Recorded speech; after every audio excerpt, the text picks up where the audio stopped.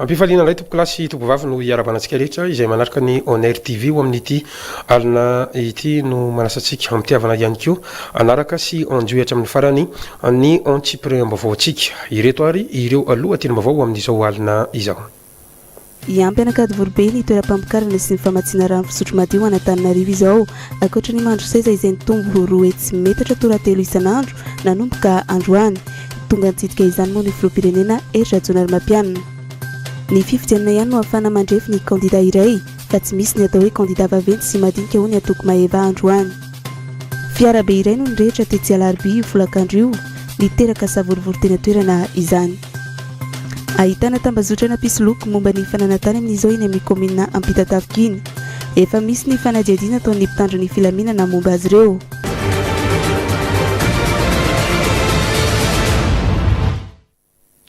Ny andinindin-baovao avy hatrany ho amin'ity alina ity eo amin'ny trangam-piarahamonina dia ny trangana firetana fiara lehibe iray io folakandro io teny amin'ny faritra Alarby iny. Raha mifantatra dia fipitian'ny afo izay nandoro fako teo akaikin'ity fiara ity no natonga ny firetana tsy nisy moa ny ainana fohy tao anatin'izay firetana tetsy Alarby izay. Tantely rabe ny lalana tiavana rakotondrina anonano ny fanadidina. Ny trangana loza tao anatin'ny tokotany be ny ministeran'ny postra tamin'ity androany ity tokony tamin'ny 2 ora latsaka. Vokatry ny fandorana fako teo akaikin'ny fiara moa no natonga ny famaizany ity fiara lehibe ity. Saika may ihany koa ireo fiara teo akaikiny ka nafindra ilay sprinter sy ilay fiara kely iray. Nafana be ny andro no sady nandrivotra ka saika may ihany koa ilay fiara ny fanila taminy. Raha ny nambarany mpanatry maso dia nisy ny olona naratra teny an-toerana ary ela vao tonga ny mpamonjy voiny. Nanansatra ihany moa ny famonoana ny afo noho ny rivotra ny fofofofo fiara mpamonjy voina 2 no nisahana ny famonoana ny afo izay nahatratra 30 minitra teo eo. Tsy afaka nanontany ny olona nanatry maso teny an-toerana moa ny mpanao gazety noho ny famotorana mbola ao atao hoy ny tompon'andraikitra teny an-toerana. Isan'ilay rivotra dia mety hoe tratran'ilay rivotra kely teo koa izy dia vao nidedaka ilay afo satria nisy rivotra ihany koa dia tsy avy amin'izay hoe tonga n'ilay afo Zay tsy nareo ambany ary ny asa dia tazana hoe inonareo afo dia jerena kay le camion no mirehatra dia tsy hita mihitsy ilay izy satria hoe mirehatra be ilay pompier moa tara be zavatra be vao tonga tarana ny tena 10 minutes koa saka vetivety kely moa dia nirehatra sokatolo mipiasa teraka tao satria be loatra le afo be zavatra afo be fanalana le pompier teo. Izany makasika ny tranga firetana tetsy Alarby iny fa eo amin'ny lafiny fampandrosoana kosa dia nitsidika ny toby izay famokarana sy fitsinjarana rano tetsy Mantreza ny filohan'ny Repoblika Madagasikara Rajaonarimampianina androany. Fantatra ary fa hitombo hatrany amin'ny 2 metatra toratelo ny rano vokarin'ity toby ity ho an'ny Antananarivo renivohitra isan'andro raha toka 7 alina sy 1 hetsy izany teo aloha. Fantatra ihany koa fa Mantreza ihany no namatsy rano ho an'ny Antananarivo renivohitra sy ny manodidina nomboka androany dia isan'ireo tompam-pamokarana rano sy fitsinjarana rano manerana ny fatra manodidina Antananarivo anisan'izany ohatra ny etsy Kady Vorobe izay notsidian'ny filoham-pirenena ihany koa. Ankoatran'izay dia hidina ihany koa ny vidin'ny rano raha efa aotra faingo 70 ariary ny ilay hitatra amin'ny rano amin'izao fotoana izao. Raha ny fanazavana izay mety ny filoham-pirenena tamin'ity androany ity fanadidina eo amin'ny sariny Mamirina Razafitsoarana.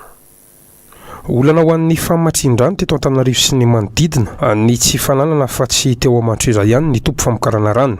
Ankehitriny anisan'ny vina izay apetraka ny fitondram-panjakana tarihan'ny filoha Rajaonarimampianina ny fampitomboana indray izay toa ny fanampiana rano ho an'ny Antananarivo sy ny manodidina izay ka namoronana an'ireo station de pompage ho an'ny faritra hafa ankoatra ny eto Mantreza. Anisan'izany ohatra ny any Atsimondrano, ny any Kady Vorobe sy ny maro hafa izay mamokatra rano hatrany amin'ny 504 metatra toratelo isan'andro.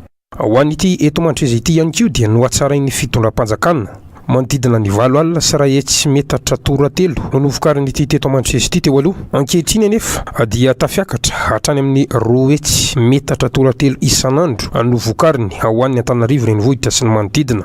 Ny tanjona dia ny mba ahafahana mama ny filan'ny rano ho an'ny Antananarivo renivohitra sy ny manodidina. fa eo ihany koa ny fanapariana izany ho any amin'ny faritra maro samihafa. Ny politika izay napetrakontsika dia hoe tsy maintsy aparitaka ny amatsinany rano eto amin'ny renivohitra sy ny manodidina azy ka ny tena lehibe indrindra aloha dia ty eto Mandroseza ity zany amin'ny Jiramba. Ty zany efa nandeha tamin'ny herintaona filoham-pirenena moa zany androany anaramaso an'le izy efa natolotra ny Jirama izy ty fa dia efa miasa ary dia jerentsika zany manahoana ny fandrosin'le izy. Ty zany zao dia tamin'ny voalohany dia namokatra eo amin'ny 7 alina sy 2 hetsy metatra cube izy ty zany isan'andro dia zao zany dia lasa 2 hetsy metatra cube isan'andro. Zany hoe raha jerena dia mifandanja amin'izay tinady les besoins zany eo amin'ny ponina eto Antananarivo voafaritra hatramin'izao aloha le izy zany. Misy ihany koa zany reo le nataoko hoe fanapariana an'le izy zany dia centralisation mihitsy n'le izy dia misy ny eny avaradrano eny Ambatofotsy misy ny ato Atsimondrano zany Kadivorbe zany no misy an'le izy. Reo zany dia eo amin'ny 2500 mètres cubes jour eo amin'ny ankapobeny le izy nalatsaka kely fotsiny. Dia hitantsika amin'izany zany fa misy ny aty atsimo misy ny ary amin'ny avaratra Atsinanana dia misy zany aty amin'ny avaratra Andrefana eny Talatamaty Faralaza zay inefatra no ny avy aty Kadivorbe sy ny avaradrano ny abeny eo amin'ny 9000 à 10000 mètres cubes jour eo le izy. Hitantsika amin'izany zany fa dia manatsara le tolotra isika sady manaparitaka zany le famatsiana rano mba hoe raha misy ny olana eto sanatria any efa azo lazaina hoe efa autonome zany. Ankoatran'izay dia nanambara ihany koa ny filohan'ny Repoblika Rajaonarimampianina fa isy ihany koa ny fanatsarana ny kalitaon'ny rano eto Madagasikara. Eo ihany koa ny fanapariahana azy eny amin'ny isan'ny tokantrano. Hoatsaraina ihany koa ireo fitaovana izay manaparika izany. Anisan'izany ohatra ny fantsona mampita-drano eto Antananarivo renivohitra izay tsy nasiana fanamboarana mihitsy hatrany amin'ny taona 2007 sy ny taona 2007. Efa tafapetraka ihany koa ny tetikasan'ny filoham-pirenena tafiditra ao anatin'ny vina fisandratana ny amin'ny fanatsarana ny rano eto Madagasikara izay fiara-miasa moa amin'ny BEI sy ny vondrona Europiana ka amokatra hatrany amin'ny 10 hetsy sy 2 tapitrisa metatra toratelo isan'andro ny famokarana rano eto Antananarivo renivohitra. Ao anatin'izay vina fisandratana izay dia misy fanatsarana lehibe mihitsiny sy fotodrafitrasa ngeza be mihitsy entina amin'ny rano. Ary izy io dia vatsian'ny banque européenne momba ny fotodrafitrasa na le BEI zany tafiditra ao anatiny ihany koa zany miaraka aminy ny vondrona européenne, Union européenne. Io zany dia tena sady hitondra famatsin-drano vaovao ambonin'ireo efa misy ireo any amin'ny 10 alina sy 2 hetsy metatra cube isan'andro no entin'izy io rehefa tafapetraka le izy ary anatsarana ihany koa sy ametrahana fantsona vaovao fanapariahana ny rano any amin'ny 500 sy 300 kilometatra. Io voly moa zany dia efa nikeny izy io efa vita izy io eo mpamitana ny fanadiadiana na ny étude zany tsika amin'izao fotoana zao zay nataoko hoe zavatra tsara ho fantatry ny olona zany hoe misy ezaka ngeza be mihitsy eo amin'izay rano zay ary ny ataoko hoe fanamby ngeza be dia hoe tsika mandray tanana zay amin'izao fotoana zao tsy jerytsika hoe naninona tsy nanao ny taloha zay tsy vita tany tsy vita tsy any amin'izany le foto-kevitry ny fisandratana fa hoe mijery makany aloha foana tsika manatsara manitatra ary ho an'ny tombotsoan'ny vahoaka sy ho amin'ny tombotsoan'ny firenena zay. Raha ny zava-misy efa mihatsara ny kalitaon'ny rano ho an'ny ponina Antananarivo renivohitra toy izay ihany koa ny vitan'ny rano satria dia ohatra faingo 700 ariary ny 1 litatra amin'izany vitan'ny rano zany. Anisan'ny mora indrindra ho an'ny faritra eto Afrika ny tsika eto amin'ny Madagasikara. Androany moa dia tonga nitsitika ny station de pompage ho an'ny fobe toerana eto Mandroseza sy Kadivorbe ny filohan'ny Repoblikan'ny Madagasikara niaraka tamin'ny ministra ny angovo sy ny ankoranafo ary ny tompon'andraikitra eo anivon'ny filan-kevim-pitantanan'ny Jirama sy ny tompon'andraikitra maro samihafa. araka izany dia taorian'ny toby famokarana rano te tsy mandro seza dia nitsidika ny teny encadre vourbe ihany koa ny filoham-pirenena sy ireo délégation niaraka tamin'ity androany ity. Afantatra moa fa olona hatrany amin'ny 5 alina araka izany no isitraka indray zany ao an'ity toby famatsiana rano sy fitsinjarana rano etsy encadre vourbe ity. Anisan'izany ohatra ny mponina ao amin'ny afatry Avolo, Mandrimena, Amboanjobe sy encadre vourbe sy ny Maroafa atonga nijery ny andavanandrom-piainan'ireo mponina ateny amin'iny faritriny ihany koa ny filoham-pirenena nandritra ny fitsidiany atetsy encadre vourbe. Fanadidina eo amin'ny sariny Mamy Nirina Razafy Tsioarana hatrany. Taorian'ny fitsidiana ny toby famokarana sy fitsinjarana rano tetsy mandroseza dia niazo tety encadre vourbe indray ny filohan'ny Repoblika Eratsonaramapianina androany. Nanambarany tenany fa nampibetsaka amin'ny famanany olana eo amin'ny famatsiana rano. Amin'ny akapiany manodidina ny 5 lavitra ariary ny sandan'ny fanonirana ity fotodrafitrasa ity. Manodidina ny 5 alina eo ireo olona isitraka ity rano fisotro madio izay vokarina ety encadre vourbe ity. Aka tafiditra ao anatin'izany ny mponina eny Avolo, Mandrimena, Amboanjobe, encadre vourbe sy ny maro hafa. Tsy ny eto andrenivohitra any anefa no ametrahana fotodrafitrasa tahaka izao amin'ny famatsiana rano fisotro madio ny filoham-pirenena Eratsonaramapianina fa isy ihany koa tetika asa manerana amin'ny Madagasikara. Nanteriny ihany koa anefa fa tsy vita ao anatin'ilay andro fa mila fotoana ny fampandrosoana ny firenena. Taorian'ny fitsidiana ny toby famatsiana rano ety encadre vourbe moa dia nidina nijery fotony andavanandrom-piainan'ireo mponina eny amin'ny manodidina ny filoham-pirenena Eratsonaramapianina androany. Nijery ireo mpamaky vato eny amin'ny manodidina fa eo ihany koa ny maro samihafa.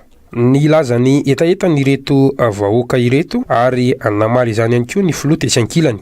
Ny fiandronany rano eo amin'ny karera no nambaran'ireto mponina ireto fa olana sedrain'izy ireo rehefa fahavaratra. Nampanantena araka izany ny filoham-pirenena Eratsonaramapianina fa nolotra motopompy ho azy ireo hiatrehana amin'izay fahavaratra izay ho amin'ity taona ity. Ankoatr'izay dia nampanantena vary sy menaka ho azy ireo ihany koa ny filoha satria moa dia vehivavy moa maranisa ety amin'ity toerana famakiana vato ity. Izay moa ny ako ny dian'ny filoham-pirenena zany tamin'ity androany ity fa eo amin'ny lafiny politika kosa dia ny fifidianana ihany no ahafahana mandrefy ny tanjakan'ny kandida iray raha ny farazavana izay mety ny Antoko Maeva. Nambarany fa tsy misy ny kandida marefo sy ny kandida manana ny maizy azy ratsy ny fifidianana satria samy atolotry ny antoko politika izay manana maizy azy avokoa ireo kandida izay latsaka ho filoham-pirenena. Miantso ny vahoaka malagasy ihany koa ity antoko ity mba hijery ny fotodrafitrasa, ny tetikasa ary ny vinam-piarahamonina izay atolotry ny kandida mandritra ny fampelezan-kevitra fa tsy hosotoka amin'ny endrika ivelany sy ny fizarana maro samihafa na ny fampisehoana izay atolotry ireo kandida ireo. Anjamina no menjanahary afitralana. Mitovy lenta avokoa ny kandida izay rotsaka ho vidiana amin'ny fifidianana filoham-pirenena fa tsy tokony hipetraka ny fomba fiteny fa misy ny kandida lehibe sy ny kandida kely ho ny avy ao anivony Antoko Maeva fa ny antoko politika manana ny maizy azy no misy azy rehetra matona azo ny antota taratasy tany amin'ny ministera ny atany ary tsy tokony heritreritra ny tsirairay fa mahery raha toka mahavory olona marobe manoloana ny fitetezam-paritra izay efa mandeha amin'izao fotoana izao. Hatramin'izay raha ny hita teto Madagasikara mantsy dia tsy ny kandida sy ny fotokeviny loatra no malina ny olona ho ny mpanao politika fa ny fijerena niseho ataon'ireo mpanakanto. Akisa zavatra zay tiako atsipy amin'ny olom-pirenena rehetra satria ny antony dia tsotra. Tokony andinika atsika fa maninona izy mamory olona dia misy artiste fa mamory olona ianao tsy misy artiste dia ahitana azy. Ary zay foana mahavoafitaka rehefa avy eo hoe tena tian'ny olona ny artiste any mamaka ny olona. Izy moa tsy nafeno collision toko ty filoham-pirenena ray ihany lany tao dia président Eratsonaramapianina fa raha zay no andrefesana hoe nafeno olona dia olana tsisy zay fa voalohany foto-kevitra iainga. Manoloana ireo kandida marobe izay milaza ny rotsaka ho vidiana filoham-pirenena dia naneho ny heviny teo anivony antoko politika Maeva fa tsy mbola mipetraka loatra ny etika politika raha ny eto Madagasikara satria dia maro amin'ny kandida no tsy miomana ny ofoloa no sady tsy mieritreritra ny tenany olany fa mba te hiseho sy mampafantatra ny tenany eo amin'ny tontolon'ny politika fotsiny ihany. Eo ihany koa ny fikajiana toerana maro samihafa toy ny ministra. Ny fotony samy manana fomba fijery ny olona.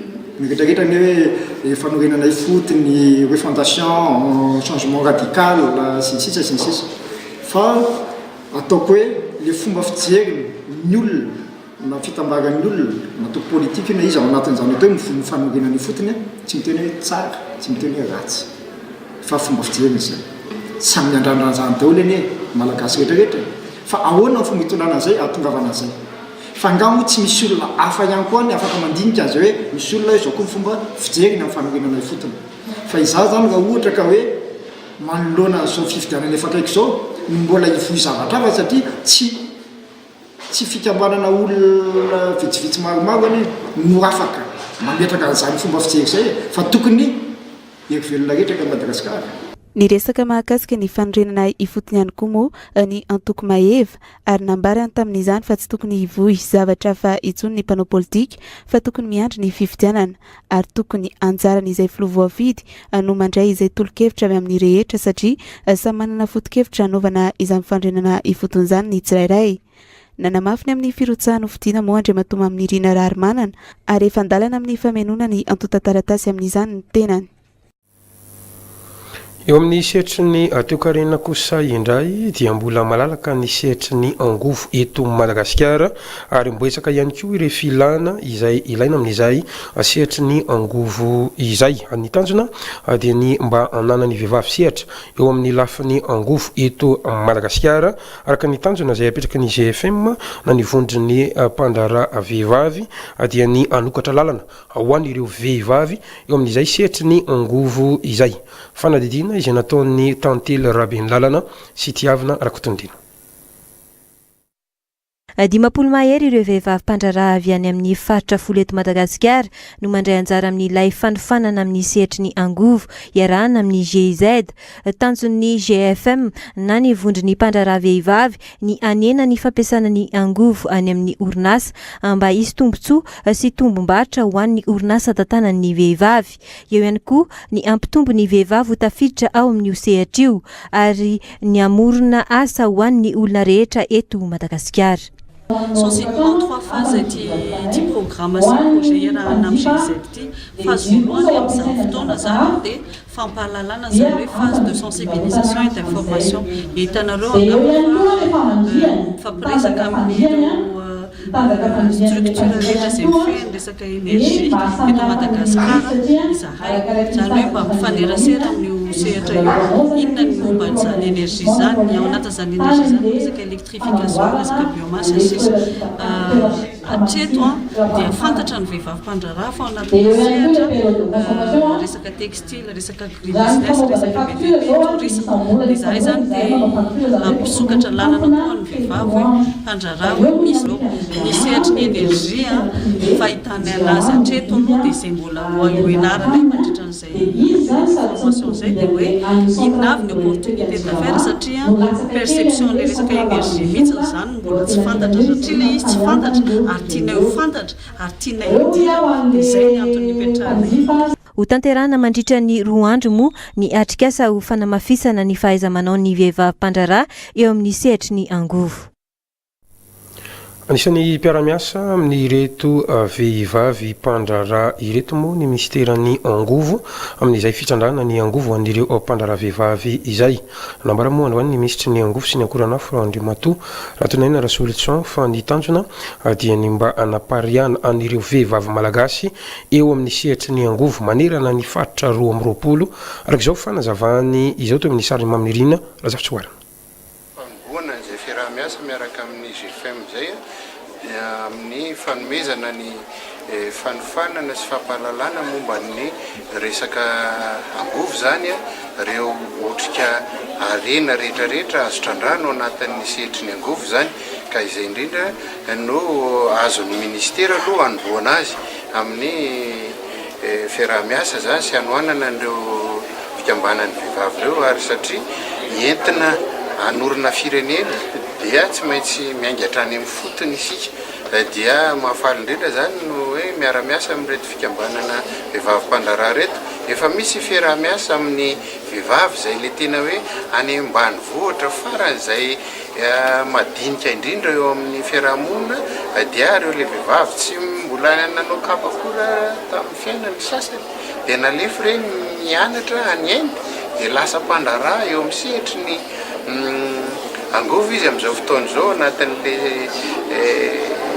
atao hoe Barefoot College zay le fanofanana dia Barefoot Village toerana hanofanana ary misy an'ireo le vehivavy ireo zany Barefoot zany dika zany hoe tsy mikiraro tsy mikapa zany olona izany nefa reny no hofanina satria reny no akaiky ny any ambanivohitra zany hoe miainga any fotony dia avy aty indray zany aty amin'le sehatra le fa fandrarana tsy hoe tena le fandrarana tampony foana akory fa ilay any amin'ny fandrarana ataontsika hoe mba dinika mihitsy azy na salasala ny any amin'ny faritra rehetra samihafa any misy coiffeuse misy manao fitadiavana hafa dia reny hofanina ihany koa mba anitatra ny fomba fijery miary indrindra hijery lafin'ny fiarina hafa azo atao ny miary eo anatin'ny hoe fitsinjarana nireny panneau solaire sy ny kit solaire rehetrarehetra reny fa afaka mampanofa ihany koa izy zany hoe fitaovana entina mamatsy herinaratra isan-tokantrano.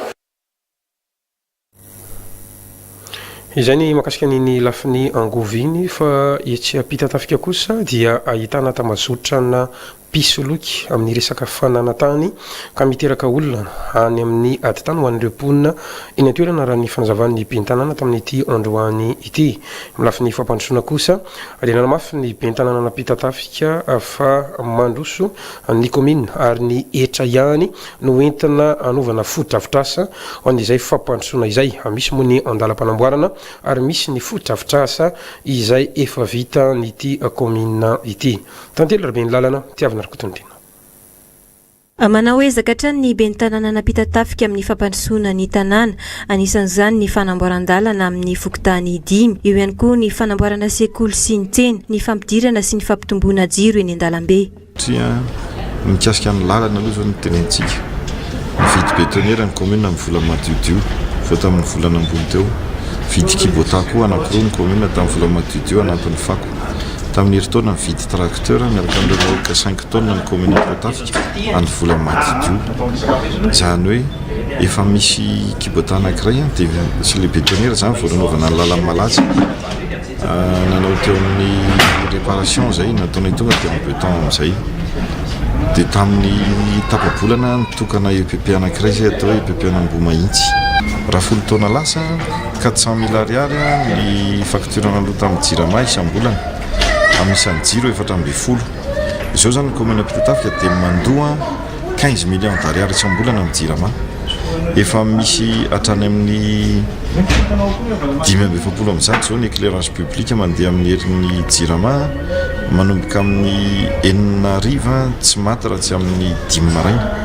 Misy edra olana moa ny komina teo aloha noho ny fisian'ny tambazotra pisoloky tany izay manana kashe-panjakana mihitsy ary manana kadasitra taloha sy vaovao efa eo ampelantanan'ny fitsarana ny raharaha ankehitriny. Ave dia misy kadasitra ave mivoaka amin'ny domaine tsy misy refy tsy misy manodidina dia rehefa tenenany ao amin'ny domaine dia tsy mivoaka taty aminay ity dia rehefa angatana ary zareo soraty ary zay dia tsisy mety manoratra fa ohatra mifampatahotra eo daholo dia izay no lasa manahirana ao anatin'le ohatrany hoe tokony voavavy vetivety zany le olana fa maromaro koa ny tafiditra ao anatiny dia lasa atao hoe tsy mitena hoe ny mpiasan'ny domaine rehetra tsy niteny an'izay fa misy apahany tafiditra ao anatin'ny mpanao an'ireny dia amidy indroa le tany amidy intelo amin'ny terme juridique moa izy matao hoe vente téléona zany dia lasa sahirana be le nampividy na mpivarotra izay victime ao anatiny ao dia ohatran'izay zao misy tany eo Poatafika eo tany le olona parcelle anankiroa dia le olona velona eo daholo amin'izao fotoana dia tonga dia natao tribunal administratif le izy dia lasa sahirana mihitsy zany le olona dia lasa miverina eo anivon'ny commune hoe ahoana ny fandehan'ny tany ity monsieur le maire dia sahirana ny commune dia rehefa tsy voavahana io moa dia akina amin'ny fitsarana foana zany le izy. Lafiny sosialy anisan'ny olana tsy edrain'ireo mponina eny amin'ny faritra iva ny tsy fafahana miatrika ny loza voajanahary maro samihafa anisan'izany ohatra ny ahitrano eo ihany koa ny tondratrano sy ny fiotran'ny tany. Nisy araka izany ny fampiofanana izay nataon'ny mpamonjy voana ho an'ireny olona ireny mba ahafahany miatrika sy manampy ary manome fampiofanana azy ireo amin'izay loza voajanahary izay. Fampiofanana izay natao teny anivon'ireo boribory boriboritany ka ny sampan'ny mpamonjy vona no manatanteraka n'izay fampiofanana izay fiaramiasa eo amin'ny sampana mpamonjy vona mo sy ny boriboritany tonga teny amin'ny boriboritany voalohany tamin'ity androany ity nanaraka akaiky n'izay fampiofanana izay ianjamina nomenjanahary sy afitra lalaina. Anisan'ny toerana izay mbola misedra olana ny eny amin'ny faritra iva rehefa tonga ny fotoam-pahavaratra ary anisan'ireo toerana izay trangana aitrano matetika ihany koa raha ny eto andrenivohitra no ny fahamaroan'ny trano azo izay miorina eny amin'ireny toerana ireny. Eo ihany koa ny fahateran'ny lalana miditra tsy afahan'ny mpamonjy vona manao ny asany ara-potoana. Ko fanampiana ny mponina hiatrika sy hisoroka ny loza dia nisy ny fampiofanana nomeniny teo anivon'ny boriboritany voalohany ho an'ireo voamera ny fandriampahalemana sy ireo tompon'andraikitra isatsikaziny eny anivon'ny fokotany. Anisan'ny sitraka izany moa ny teo amin'ny fokotany Akasina, Andotapenaka, 67 hektara, Antsalovana ka ireo avy amin'ny mpamonjy vona moa no nisahana izay fampiofanana izay. Tanjamony ampenana ireo karazana loza mety hitranga eny fotony raha ny fanazavana nentiny tompon'andraikitra eo anivon'ny boriboritany voalohany. Ny formation izay nampanaovan'ny sampelipompen tao anatin'izay dia ny momba ny vonjovona zany eny anivon'ny fokotany zany manomboka ny loza mandritry ny loza ary ao aorian'ny loza.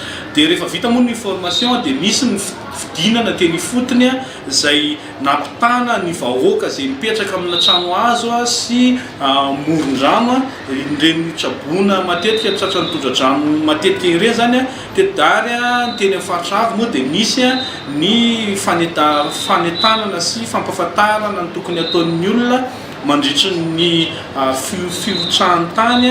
Tsy hijanona hatremo ny hetsika fanampiana ny vahoaka toy izao hoy ny tompon'andraikitra eo anivon'ny boriboritany voalohany hatrany fa mbola hitohy amin'ny lafiny hafa koa izany ao anatin'ny fanenana ny fasahirana ny vahoaka izay hatrany. Eo amin'ny lafiny ala kosa dia efa mivoaka ny politika vaovao ho fitantanana ny ala eto amin'ny Madagasikara ka nampifantarina tamin'ity androany ity ireo fotodrafitrasa maro ahafana mampiatra an'ity politika vaovao ity. Lodoniana ihany koa ireo tetikasa mifanaraka amin'izany ahafana manatanteraka ny asa miaraka amin'ireo mpiara-mombonantoka eto Madagasikara. Tantely Raben'ny lalana tiavana Rakotondrina. Fantatra izao fa 7 tapitrisa hektara ny ala teto Madagasikara tamin'ny taona 2012 ny ena ho 8 tapitrisa hektara izany amin'izao ahina noho izany ny tsy isin'ny ala intsony Atsoatsy ao anatin'ny politika vaovao eo anivon'ny ministeran'ny tontolo iainana moa ny fiarovana ny ala dia ny fiantohana ny famatsimbola anatanterahana ireo tetikasa maro ny antoka intantanana ny ala ary ny fametrahana ny fomba fitantanana ny ala ka ao anatin'izany ny sazy anenjena ireo manimba ny ala izay iaraha-miasa amin'ny ministeran'ny fitsarana ny ministeran'ny tontolo iainana ary ireo agent forestier. Ka mba samo entitra, samo tezitra, samba handray andraikitra raha mahita zavatra hoe fanomana ala zany. Zay aloha zany zavatra voalohany. Fa mialohan'ny zany tsy dia tsy mitsahatra ny manentana ny rehetra aloha. Alohan'ny anasaziana mantsy aleo aloha mba manazava. Alohan'ny anasaziana dia aleo aloha mampahafantatra hoe inona ny tika hatongavana. Tika hatongavana dia hoe amin'ny lalan'ny ala dia tiatsika ny tombo miaraka-rena malagasy. Ka raha mitombo miaraka-rena malagasy, ho aniza moa miaraka-rena malagasy, ho amin'ny malagasy. Ka nahoana moa no pitehana, nahoana moa no angalarina, nahoana moa naondrana sokosoko, raha ohatra mety asaotsika malagasy. Rehefa ohatra moa misy ny tsy miaino, misy ny tsy tia fantatra, dia amin'izay fotoana izay zany dia miditsika amin'ny hoe fanenjena. Miara-miasa amin'ny ministeran'ny tontolo iainana ny GIZ ho fanohanana ireo tetikasa maro iarovana ny ala. No tanterahana andro anteny anosy moa ny atrikasa fampahafantarana io politika vaovao sy drafitrasa anatanterahana izay fiarovana ny ala izay. Eo amin'ny lafin'ny kolotsaina kosa indray dia misedra olana amin'ny entamanana sy ny toerana ahafahana mivarotra na mampisongadana an'izay hosodoko izay ireo mpanakanto misehatra amin'ny hosodoko eto Madagasikara raha ny fanazavany tamin'ity androany ity miantso ny tompon'andraikitra araka izany izy ireo mba hijery akaiky mahakasika izay. Lafo moa ny vidiny hosodoko na dia izany nefa dia tsy mahasakana ny malagasy anjifa ny sary hosodoko izany araka ity fanadidinina hoentiny onjaminano menjanahary sy hiafitra lalaina ity.